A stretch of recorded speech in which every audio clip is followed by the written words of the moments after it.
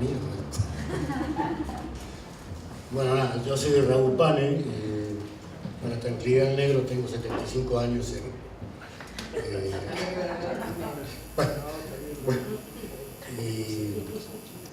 Y como Nalo, bueno, soy peronista. Yo era peronista cuando entré a la facultad y sigo siéndolo. No sé si me salió un gesto raro, pero sigo siéndolo.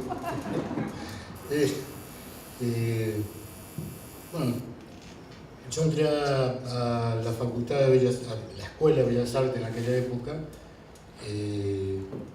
al departamento de diseño no recuerdo bien si fue en el año 1966 o 67, o sea, no lo tengo muy... Era épocas de dictaduras, o sea que la facultad no había una continuidad en los estudios de la facultad, ¿no? Fueron años que nos mantuvieron cerrado el comedor, ¿no? El comedor era así, algo así como era un encuentro muy bueno, porque era donde se discutía, se hablaba mucho de política. A la salida del comedor con la naranja en la mano, se hacían asambleas, y bueno, los peronistas nos peleábamos con los que no eran peronistas, y después comíamos la naranja juntos, por supuesto. Pero digamos, lo que está pasando aquí en este momento me parece una cosa muy hermosa y muy importante, ¿no? Sobre todo porque yo creo que hablar de aquellos tiempos es hablar de algo que estaba muy vivo, ¿no? Y que de alguna manera sigue vivo. O sea, creo que más allá de la tragedia y del drama que significó la desaparición y muerte en manos de la dictadura cívico-militar de tantos y tantas compañeras, es muy bueno recordar lo realizado, o sea, lo que se logró a partir de aquellas luchas y de aquellos, digamos, hace muy poco empezamos a trabajar un poco con Nalo y algunos otros compañeros y compañeras, empezar a ver aquel proyecto aquellas bases del proyecto para la nueva universidad que cuando tomamos el gobierno de la universidad, digo que lo tomamos porque en realidad ese 25 de mayo que asumió Cámpora, nosotros, digamos, vino así como la orden de que teníamos que tomar la universidad, ¿no? Y recuerdo que en aquella época con el Godoberto Fernández, que está en la lista que hoy leías, un hermano del alma, el compañero, nos tocó, éramos estudiantes nosotros y además no me acuerdo si en esa época ya éramos auxiliares docentes, pero puede ser, pero de alguna manera éramos estudiantes. Y fuimos interventores por una noche en el observatorio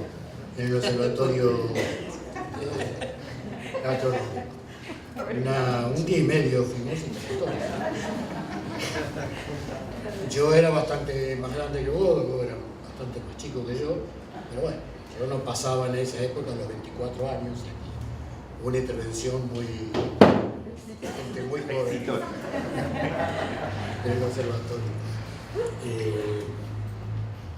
La verdad que recordar todas esas cosas de esa manera, ¿no? Y eso fue un logro, más allá de, como decía Daniel hoy, de la derrota posterior, que las derrotas nunca son definitivas, digamos, las victorias tampoco, ya lo sabemos, esto va para largo, ¿no? Pero recordar todo eso, digamos, esa anécdota yo cuento, es un logro. Es un logro porque la verdad que la venimos peleando hacía bastante para que la universidad de alguna manera sea otra cosa, ¿no? Te decía alguien aquí, alguien que dijo, creo que él, ¿no? De aquella contestación en una asamblea, eso que escucho por la radio. Bueno, el peronismo tenía ese tipo de cosas en la universidad. Algunos nos decían patoteros, otros, bueno, pero teníamos porque la verdad que nos costó bastante hacer política en la universidad, ¿no? Lo que pasa es que el discurso del que era de un esnovismo total, no era para nada profundo, se lo tenía re merecido. Re merecido. Hubo un compañero también, un peronista, que estaba no sé qué diciendo en una de estas asambleas del comedor, Marcelo, que no sé qué estaba afirmando, si era cierto o no, tampoco lo sé, porque bueno, hace muchos años. Si era chicana, tampoco lo sé, pero bueno, estaba diciendo algo como muy fuerte, en una asamblea que no había mucha gente. Y alguien le preguntó, ¿y eso dónde lo leíste? En el Tony, dijo Marcelo.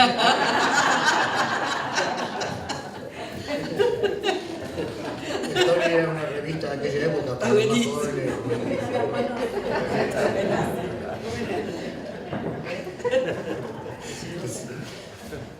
Bueno, decía que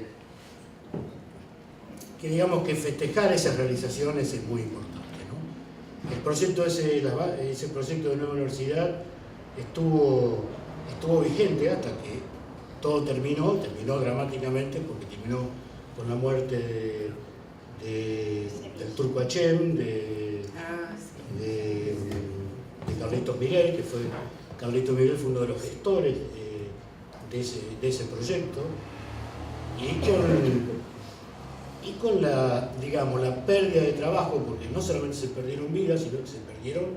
Yo en esa época estaba, además de ser estudiante en Bellas Artes y auxiliar docente, estaba trabajando en la Secretaría de Prensa y Difusión Cultural, así lo habíamos puesto, de rectorado, o presidencia, no me acuerdo si en esa época era rectorado o presidencia.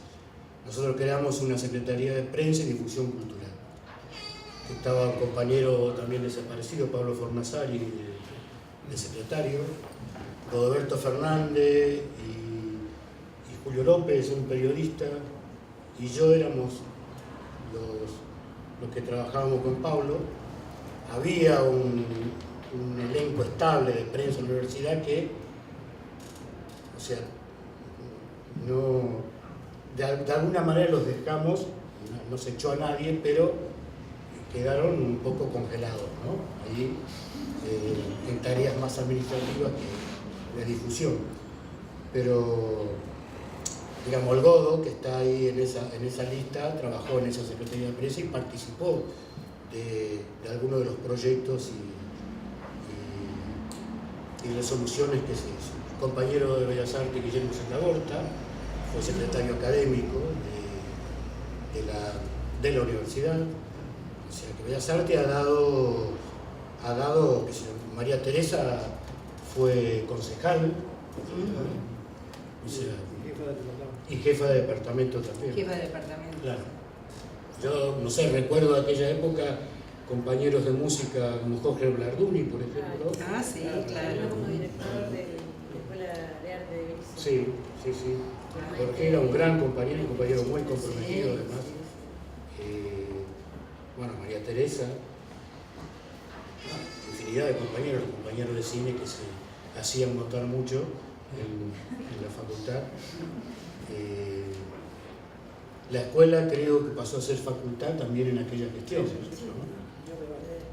En la gestión de Segovia.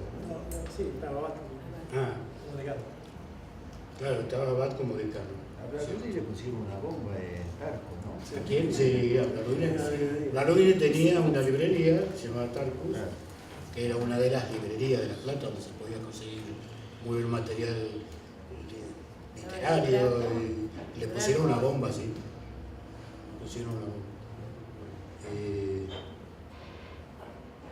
Hay poca gente que, digamos, no se lo recuerda mucho a Blarduni. Blarduni murió hace unos cuantos años, ya muchos años. Hace bastante. Él trabajaba con Maite, Chico. Claro. Sí. Bueno, yo no sé qué mucho más decir, pero yo festejo esto porque realmente habla de un montón de realizaciones y obras que todos los compañeros, peronistas y no peronistas, pudimos llevar a cabo, ¿no? Sí, en esa idea que teníamos revolucionaria, como decía el negro recién, que estaba a la vuelta de la esquina, porque el contexto nacional e internacional daba para que pensemos en esa época que eso estaba a la vuelta de la esquina, ¿no? La revolución estaba ahí. Había como una actitud así muy osada, sí, por parte al punto, voy a contar una anécdota que no me da vergüenza, pero un poquito me podría dar. O sea, había todo un grupo que quería modificar los contenidos de las materias de música. Entonces, entre los propios estudiantes, gente que tenía cierta formación, daba charlas sobre los temas para encarar la historia de la música desde otra perspectiva. La única que tenía título era yo, porque yo ya me había recibido. Entonces, yo figuraba como profesora de historia de la música, elegida, con sueldo, con todo. Con el dinero hacíamos otra cosa. Y los que enseñaban era todo ese grupo que se había formado para darle otra perspectiva al estudio histórico de la música. Y yo estaba muy de acuerdo con eso, pero digamos, desde el punto de vista de lo que era institucional y lo que era reglamentario, estaba todo dado vuelta, ¿no? Pero había una osadía y un afán por llevar adelante las cosas que era impresionante, impresionante.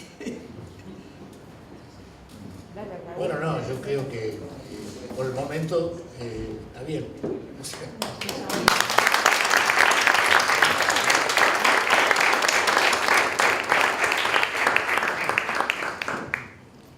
si voy a hablar con esto.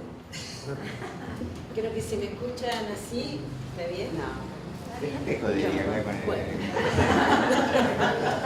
Ya que lo nombraste a Jorge Larduni, yo también tengo muchos recuerdos de él, porque yo entré acá a la Facultad de Bellas Artes, yo estudié en el Normal 1 y entré de la mano de Irma Zucchi. Por Irma Zucchi, que fue profesora nuestra en el Normal 1, y por Maite Lichitra Desmaraz, que era una música, que fueron los que, creo que de los primeros en formar la Escuela de Arte de Berisso, ¿no? Y esto me trae muchos recuerdos porque yo en un momento quise también aprender flauta y me parecía que con mis dedos de ceramista era imposible invocar la flauta, y llegué ahí por Raúl Domínguez, que Raúl Domínguez era parte de Juglerías y que me pedía que le hiciera instrumentos musicales para Juglerías, entonces que le hiciera unos TOF. Ahí ya debe haber empezado esa manía del interdisciplinario y de trabajar adentro de la facultad con interdisciplina desde los inicios nomás, entre el año 70. Y recuerdo que esos fuegos que vos contás, me acuerdo que Raúl me decía, hay que tensar mejor el cuero, vamos a acercarlo al fuego. Entonces acercaba los parches al fuego y eso seguramente era el carácter un poco hippie que le daba también a la música. Lo cuento porque recién cuando decías, o alguien decía, no sé si estoy muy contento, si hay una canción de Silvio Rodríguez que dice, pido perdón por estar feliz, ¿no? Algo así. Y en realidad uno me siento muy feliz por poder relatarlo, me siento privilegiada por poder estar acá y contar qué pasaba en la facultad en aquel momento. Yo pertenezco a lo que eran las artes del fuego, que fue una de las carreras que cerraron, extinguieron. Y además vivíamos en el sótano, donde todavía está cerámica, la cátedra de cerámica, y digo vivíamos porque lo habitábamos todo el tiempo. Y ahí estaba vitró, mosaico, pintura mural y cerámica. Y cuando digo vivíamos, era que no vivíamos solos. Era una fiesta realmente, no solamente La Plata, la facultad también era una fiesta. Y esas artes del fuego, que estábamos dominadas por la tecnología, digamos, del fuego, justamente, había un espíritu muy, muy solidario y muy, no sé, había un compañerismo, una alegría, una pasión que creo que todavía se mantiene. Y se mantiene en muchos aspectos. Y ¿cómo sería la locura y la pertenencia que teníamos por la facultad? Que en ese momento estaba César López Osornio como titular de la cátedra de pintura mural y además de visión, hoy lenguaje visual. Beatriz Uribe como titular de la cátedra de cerámica, que yo creo que Chicha Mariani, que nadie sabe que hacía cerámica, o muy poco sabe que hacía cerámica con Beatriz Uribe, aprendió con ella. Está exponiendo en el Museo Provincial de Bellas Artes, Emilio Pettoruti, así que lo digo de paso para que vayan a ver la muestra, que vale la pena. Y en ese momento se había organizado un taller de producción con los alumnos que éramos, y como yo estaba como auxiliar docente hasta que quedé cesanteada, un taller de producción que fue una iniciativa muy buena porque nos encargaban los mismos docentes o alumnos y desde afuera objetos. Entonces había una parte que estaba destinada para la producción, la facultad nos había dado un monto y ese monto quedaba para mejorar, para comprar placas, resistencias. Ustedes saben que es una carrera bastante costosa por la electricidad que se gasta y por los materiales que se emplean. Entonces comprábamos materiales y eso servía para mantener, como autoabastecer un montón de necesidades de la cátedra, y al mismo tiempo era la época de pre-Rosariazo, por ahí estábamos pre-Cordobazo. Pudimos asistir a ferias de arte y artesanías urbanas en Rosario y en Córdoba, con lo cual nos pagábamos los pasajes para ir y vender la producción de la facultad, alguna de la producción. Entonces iba toda la gente de música, muchos de música y muchos de cine, y se quedaban y esperaban que era lo que les hacíamos y compraban. Bueno, era también eso, además del perfil docente con el cual íbamos a salir como egresados, era la parte de diálogo que había entre todos los que estábamos.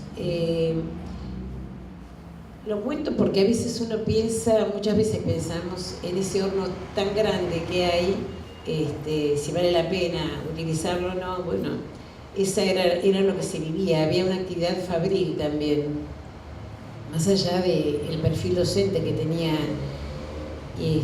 la facultad. Y hay algo que tiene que ver con la sensación de pertenencia, que el otro día alguien dijo: no puedo creer que tengas tan mal gusto. Ustedes si van y bajan van a encontrar que están todos los armarios pintados. Hay muchos armarios pintados. Los tornos están pintados. Yo me hago cargo de haber pintado los tornos y varias de las mesas. Resulta que se desintegraban. Se desintegraban porque la madera permanentemente con barro y agua. Entonces, por iniciativa de la que en ese momento era titular, dijo: vamos a recolectar pinturas que no salgan de las pinturerías, que queden archivadas, a lo mejor las regalan. Entonces íbamos y pedíamos las pinturas que no salían, a ver si las podían donar para la facultad. Y hacíamos jornadas para pintar, limpiábamos, lijábamos, pintábamos. Y cada alumno, todos sentimos pero tanta pertenencia que dejamos impecable el taller. Todavía hoy quedan rastros de eso, es decir, hay una historia que vive. Yo veo los armarios y digo: este armario me pertenece, este torno me pertenece, y me da mucha alegría ver todo eso así. Haya mezclas que por ahí no me pertenece, pero no importa, es parte del lugar que uno quiso tanto. Cuando una vez Carlos Copa, que está por ahí, me dijo: habla del horno como si fuera un ser humano, como si viviera. Vos me viste con el fuego también en algún momento, seguís tan loca como siempre. Pero es verdad, esa alegría, esa pasión, y es lo que uno trata de transmitirle al alumno, vivenciar el trayecto, el tránsito por la facultad. Yo creo que lo aprendimos en esa época. Y creo que esas herramientas que pudimos tener, ese querer la facultad, ese cerrar las persianas, las puertas, las ventanas para que no haya frío. Ustedes vieron que los estudiantes pasan y está todo abierto todo el tiempo, ¿no? En pleno invierno te morís de frío, vos decís: no puede estar con todo abierto, no puede ser. Entonces uno va cerrando las ventanas y los alumnos vuelven a abrir, y uno vuelve a cerrar. Digo, ese lugar de tener la facultad como una casa, como un lugar, creo que se mantuvo desde aquella época. Yo recuerdo, no sé, las películas cuando las pasaban, ¿no? Y que de golpe, además salís a ver, miren que en el Select pasan 3 y se terminaba a las 4 de la mañana, ¿no? Y eran 3 películas, que no eran 3 películas fáciles, eran 3 peliculones monstruosos, y estaba además el Teatro del Bosque con el cine al aire libre en el verano, y era toda una época que no era solamente la facultad. La Plata entera estaban los coros permanentemente, todos los coros funcionando en todos lados. Yo creo que la facultad era una de las pocas que tenía esa fuerza, que yo recuerdo que tenía esa fuerza y esa alegría. También recuerdo como cuando de entrada uno ya sabía que empezaban, bueno, los primeros en caer, que fueron los del PEN, los que cayeron por el poder, bueno, los primeros militantes, amigos que uno fueron los que se pudieron salvar, que quedaron detenidos, y de pronto, bueno, una de nuestras primeras compañeras, que fue Adriana Barcia, que cayó en Tucumán, y que uno supo que la habían matado, y ahí, bueno, ya ahí estábamos a punto de que nos dejaran cesanteados a todos, y que la Facultad de Artes y Medios Audiovisuales, que habíamos logrado cambiar el nombre, dejara de serlo, ¿no? Y bueno, y un día llegó la cesantía para unos, para muchísimos. Yo recuerdo que de Humanidades venían a escucharlo a García Camprini. Se llenaba el aula 40, era una cosa que estallaba la gente, y decían, pero la gente no es de acá, no es de Bellas Artes, nos conocíamos todos los de Bellas Artes, no éramos tantos, nos venían de Humanidades a escucharlo. En la clase de Juan Carlos Romero, bueno, de tantos, y de pronto, bueno, nos fuimos despidiendo y a no reconocernos. Muchos pasamos a la casi clandestinidad y otros nos dejamos de ver. Así que bueno, agradezco esta oportunidad, Diana, y a toda la comisión de familiares, y a todos ustedes, a todos los que trabajaron, el poder reencontrarnos de poquito. Nalo tiene experiencias increíbles que podría contar de cómo filmaban cuando los tiroteaban, y no con balas de goma, sino cómo filmaban, que valdría la pena que los contaran, para que los alumnos sepan cómo se filmaba en ese momento.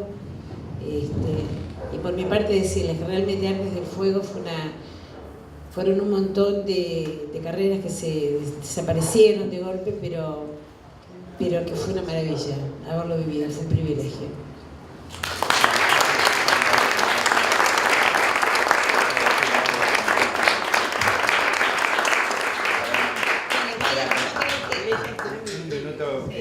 No te quiero interrumpir, pero me tengo que ir a dar clases. Sí, quería primero agradecerles, porque es muy emocionante escucharlos y estar con ustedes, y decirles respecto de que esto, que la historia no termina, ¿no? Que los estaba mirando, es decir, los hijos de casi todos trabajan conmigo. O han trabajado conmigo, ¿no? Con nosotros. Están, en cierto modo,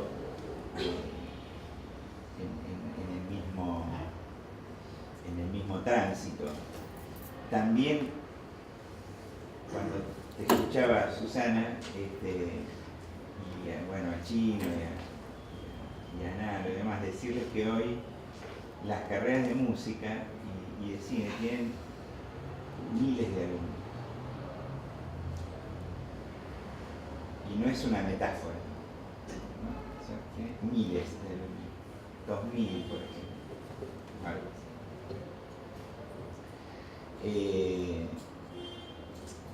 Y en cierto modo, en el magma de esa derrota estructural, que creo que bueno, que como decían todos, es bueno, aunque lo hayamos discutido mucho, volver a discutirlo, ¿no? Volver a discutir qué pasó y qué nos pasó, casi como una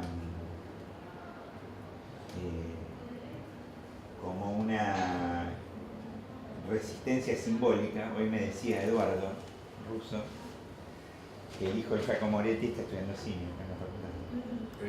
El Flaco Moretti. ¿Qué pasó? Está estudiando cine acá en la facultad. Sí. Yo no sabía. Sí. Que iba a ser mi primer jefe de departamento, ¿no? Mi primer jefe de departamento, y murió Sí, claro.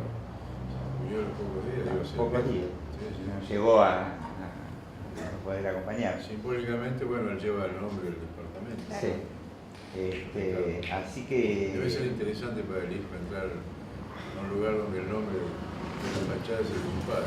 Y el de él, ¿no? Me parece que eso es parte de la realidad que estás planteando. Sí, yo creo que bueno, Diana, te agradezco mucho y a todo el equipo porque queríamos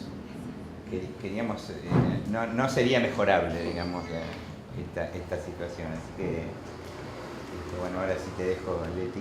Sí, no, estamos sobre la hora. Me voy a está bien, continuando con lo de Daniel, ¿no? Está bien que haya yo quedado para el final porque a mí me toca la estampida. No tenemos martes en el alma, así que voy a tratar de... Pero agradezco este momento porque es probable que lo diga acá, cosas que no... Si bien he trabajado mucho con el tema, las he dicho a lo mejor muy cara a cara. Se parece mucho a la alegría que teníamos en ese momento en la facultad. Hoy esto hay que agradecerlo. Hoy estoy tratando de explicar de alguna manera que vivíamos, es muy difícil de transmitir. Hay alegría, se escucha música por los pasillos. Esta cosa muy difícil de explicar, pero que es toda esa. Entonces, bueno, yo pertenezco a la carrera de Historia del Arte, éramos las Conchetas, y tengo que contar, es muy serio este lugar porque venía yo del Normal 1, éramos muy idiotas y Masuki se encargaba de decirnos y de comparar con el bachillerato, ¿no? Es verdad, cuando tuve que dibujar un tipo en bolas casi me muero. Si yo entré a la cátedra de dibujo, hay un tipo en bolas, no lo podíamos ni mirar. Éramos así de idiotas. Muy difícil, entonces qué imagen tengo, ¿no? Nalo entrando, digo Nalo porque era gigante cuando había esa reforma de planes y venía la patota mayor, me acuerdo que López Anaya quiso hacer una reforma, ahora tengo que contar este cacho de historia, y entró la patota peronista, encima creo que estaba Moneta, que también era gigante, entonces... Para una piba del Normal 1 que no podía ver ni un tipo en bolas, era muy difícil para la carrera de Historia del Arte, que de ahí vengo yo. ¿Por qué digo la estampida? Porque fue maravilloso, imagínense esa alegría que estamos viviendo ahora, pero que de pronto, bueno, yo tengo que decir esto, inmediatamente paso a ser ayudante de López Anaya. López Anaya fue, junto con otra facultad, las únicas dos facultades que no necesitaron intervención militar. Yo todo esto lo digo porque a partir de ese momento, tratando de mi vuelta a La Plata, he tratado de estudiar esto para ver si lo puedo entender. Y hay cosas que se escapan para poderlas entender. No es desaparecido, sino desaparición forzada de personas. Esto lo digo, este es el término técnico, porque por ejemplo yo la conocí a Rita Artabe, pero ya militábamos, si bien pasé a ser la boluda que no podía dibujar porque no podía ver un hombre en bolas, de pronto haber entrado a esta facultad me convierte en una militante. No militaba acá, militaba fuera de la facultad, entonces en ese sentido yo militaba, cuando se lo digo a mis hijos se descostillan de risa, en el Partido Comunista Marxista Leninista Maoísta. La gente se ríe, pero es así. Y la caracterización del momento es que se vivía fascismo, entonces nuestra militancia, que no nos sirvió de mucho dolorosamente, es la clandestinidad. De manera que yo logré ser ayudante de López Anaya, muy rubiecita, muy conchetita, estaba fascinado conmigo, me iba muy bien, pero yo militaba.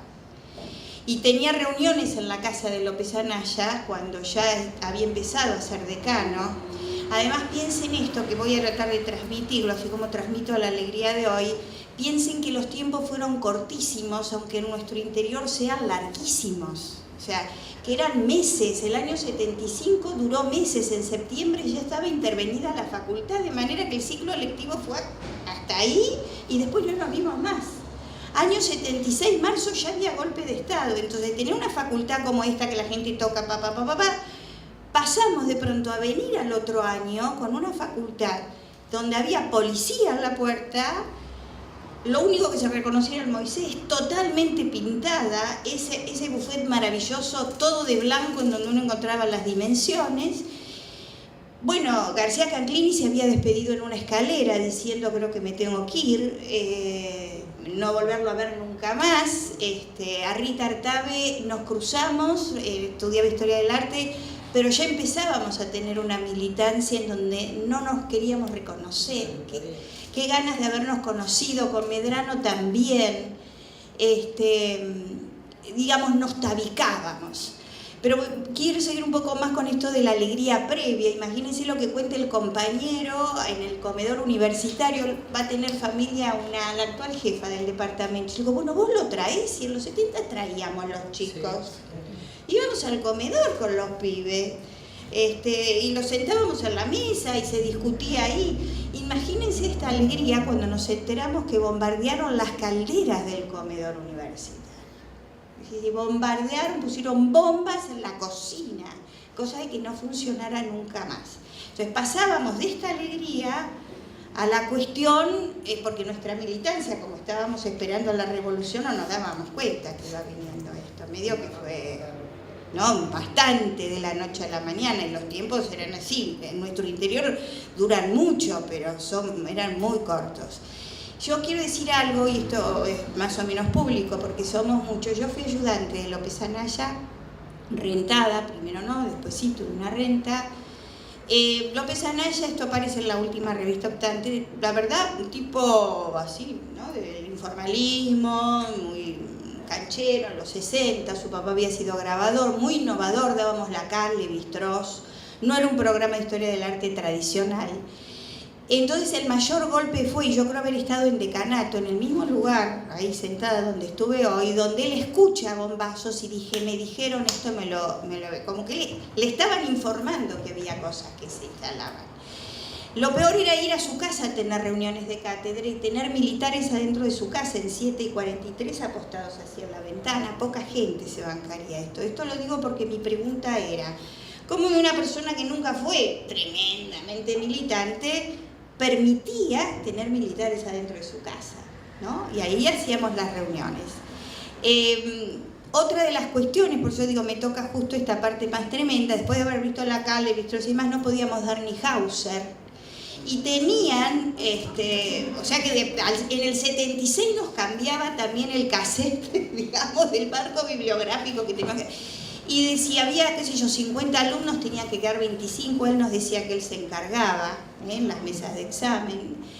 Y siempre me pregunté cómo una persona podía metamorfosearse. Nunca fue ¿no? Pero cómo pudo ascribir a la dictadura. Fue la segunda facultad que no necesitó un interventor militar, porque hubo un civil que aceptó hacerse cargo de la conducción de la facultad. Esto es muy extraño. Años después lo encontré en un concurso en la UBA, estaba junto a Arte Latinoamericano con Andrea Yunta. Por supuesto que perdí, me dejó fuera del orden de mérito.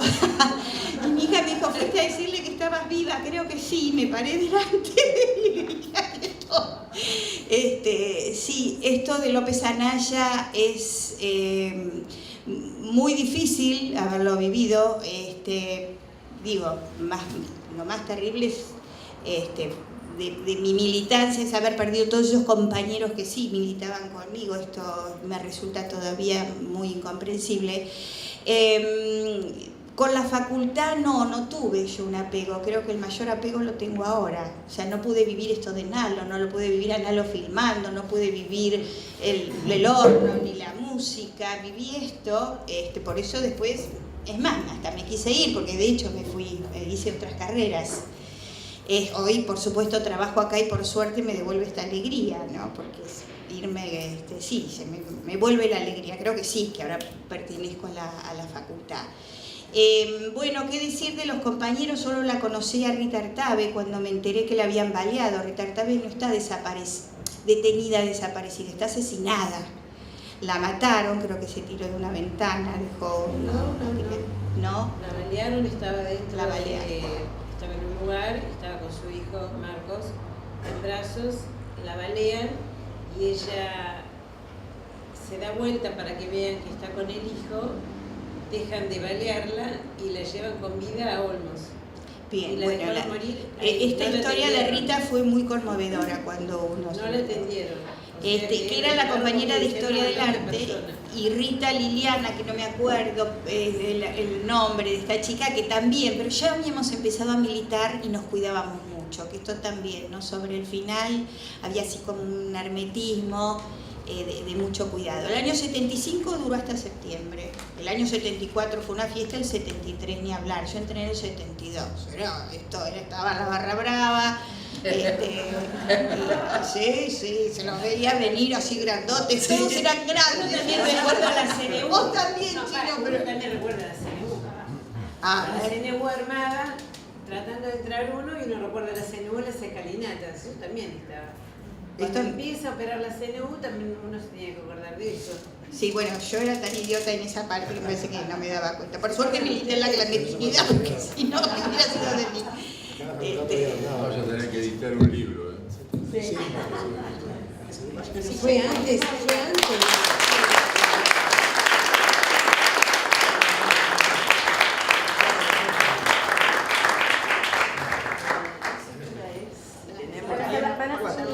Bueno, si alguien quiere hacerles a los compañeros alguna pregunta o hacer algún comentario para no cerrar así tan abruptamente esta charla tan interesante, alguna reflexión.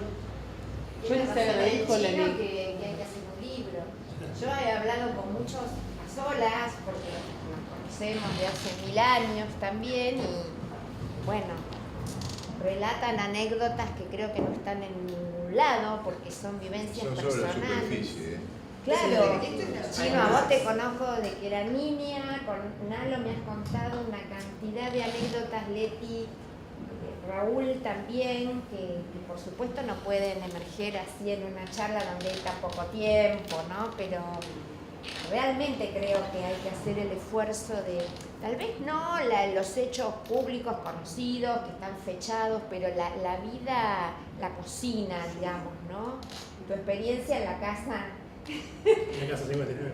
La casa de 59, claro. Bueno, cosas que sé, se me van también, porque yo no tenía 9 años cuando fue el golpe, así que lo viví de otro lado, pero creo que es una buena idea, Chino. Sí, surge el diálogo mismo, ¿no? Claro. Sí. Yo lo que quería decir es que, antes que nos vayamos,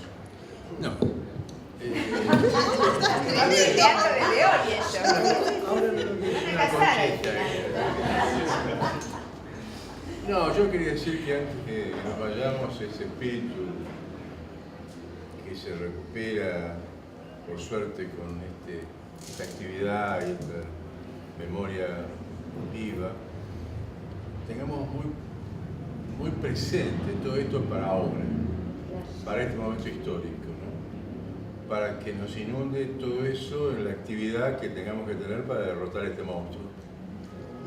Esto hay que destruirlo, en América Latina, que ese es otro aspecto que nosotros hemos mencionado también sutilmente, pero que para nosotros, América Latina, se nos impuso decididamente con el 55, con el 58 en Cuba, con el Cordobazo, e inclusive con la alegría de los jóvenes europeos o de los norteamericanos peleando en la guerra contra Vietnam.